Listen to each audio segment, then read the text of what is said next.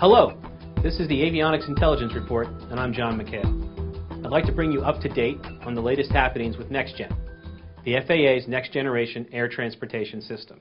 The biggest news is that the FAA's 2012 budget request to Congress includes $1.24 billion to advance NextGen. This is $372 million higher than 2010 enacted levels, a more than 40% increase. Funding for Automatic Dependent Surveillance Broadcast Technology, also known as ADSB, is also nearly doubled in the 2012 request, increasing from $200 million in 2010 to $285 million this year. Down the road, this will be good news for avionics equipment suppliers designing ADSB and other next-gen related equipment.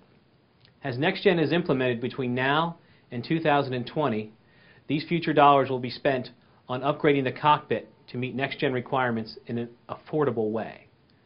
The FAA also signed a next-gen agreement with JetBlue that will allow the airline to fly more precise, satellite-based flights from Boston and New York to Florida and the Caribbean beginning in 2012. As many as 35 of JetBlue's Airbus A320 aircraft will be equipped with ADSB avionics over the next 2 years, enabling them to fly in 2 major routes off the East Coast even if traditional radar coverage is not available. The FAA has agreed to pay $4.2 million for the ADSB avionics. The Caribbean route could lead to the development of 2 new, shorter ADSB-only routes to the Caribbean from Boston, New York, and Washington, FAA officials say. Eurocontrol and the European Union and the FAA also signed a research agreement to help develop technology for NextGen and SESAR, or Single European Sky ATM Research Program, which is Europe's version of NextGen. SESAR is also the lead topic this week at the Air Traffic Control Global Show in Amsterdam, the Netherlands, and next week at the Avionics and Defense Electronics Europe Conference in Munich, Germany. As one SESAR integrator recently told me, the program is moving along quite well and will improve the logistical efficiency of aircraft, especially from the perspective of the passenger, by cutting down on all those long airport delays. Even though that might be boring for the pilots and the air traffic controllers, it'll be good news for passengers worldwide. While there is good news worldwide for NextGen and SESAR fans, those who follow NASA's manned spaceflight program will be disappointed by NASA's 2012 budget request, which favors commercial spaceflight development over building a replacement for the Space Shuttle program, which has only 2 missions remaining before it is retired.